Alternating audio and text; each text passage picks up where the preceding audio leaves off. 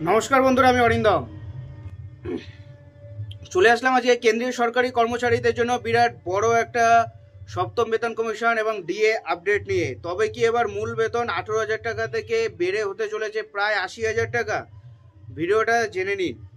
1 কোটিরও বেশি কেন্দ্রীয় সরকারি কর্মচারী ও পেনশনভোগী নতুন বেতন কমিশনের অপেক্ষায় রয়েছে, যা বিদ্যমান সপ্তম বেতন কমিশনকে প্রতিস্থাপন করবে। এর ফলে সরকারি কর্মচারীদের বেতন অনেকটাই বাড়বে।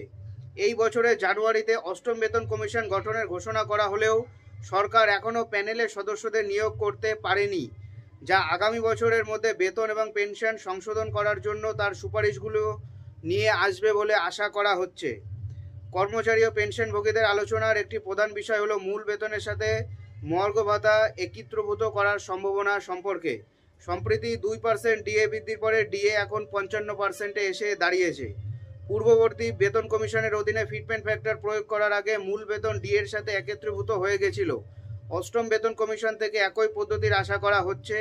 মনে করা হচ্ছে ডিএর সাথে মূল বেতন একত্রিত করার পরে এটি প্রয়োগ করা হলে ফিটমেন্ট ফ্যাক্টর কম হতে পারে। লেভেল 1-এ একজন সরকারি কর্মচারীর ন্যূনতম বেসিক পে সপ্তম বেতন কমিশনের অধীনে 18,000 টাকা, এবং যদি 55% ডিএ বেসিকের সাথে একত্রিত করা হয় তাহলে তা 27,900 টাকা আসে। অতীতের অভিজ্ঞতা অনুসারে ফিটমেন্ট ফ্যাক্টর 18,000 টাকার পরিবর্তে 27,900 টাকা প্রয়োগ করা যেতে পারে।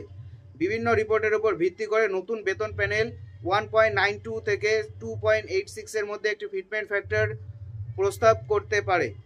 সুতরাং যদি 1.92 এর ফিটমেন্ট ফ্যাক্টর প্রয়োগ করা হয় তাহলে বেতন বেড়ে হবে 53,568 টাকা। যদি ফিটমেন্ট ফ্যাক্টর 2.57 হয় আগে যেমন ছিল, তাহলে বেতন বেড়ে হবে 71,703 টাকা। যদি ফিটমেন্ট ফ্যাক্টর 2.86 হয় তাহলে বেতন হবে 79,794 টাকা। অর্থাৎ যে কর্মচারীরা আজ 18,000 টাকা বেসিক পে বেতনে কাজ করছেন তারা ভবিষ্যতে 53,000 টাকা থেকে প্রায় 79,000 টাকা পর্যন্ত বেতন পেতে পারে, যদি ফিটমেন্ট ফ্যাক্টর 2.86 করে। যদিও এতটা করবে না, 2 পয়েন্ট করার যতটা পর্যন্ত নিউজ আছে। এটাই হলো আজকের আপডেট। এরকম আপডেট পাওয়ার জন্য চ্যানেলটা সাবস্ক্রাইব করে আমাদের পাশে থাকুন। দেখা হচ্ছে পরের ভিডিওতে। ভালো থাকবেন সবাই। নমস্কার, জয় হিন্দ, বন্দে মাতরম।